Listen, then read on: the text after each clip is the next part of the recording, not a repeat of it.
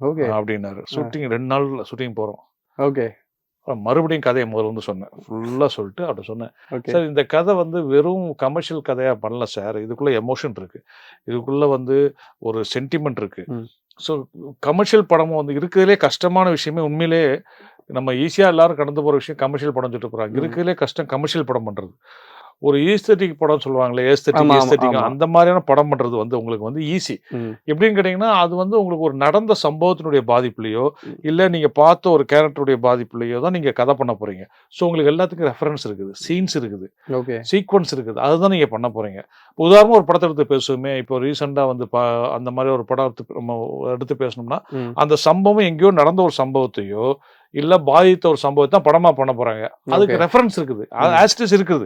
அந்த கேரக்டர் தாடி வச்சிருப்பான். ம். அந்த கேரக்டர் வந்து இப்படிதான் இருப்பான்னு ரெஃபரன்ஸ் இருக்கும். ஆனா வந்து கமர்ஷியல் படம் மேக் பிலீவ்.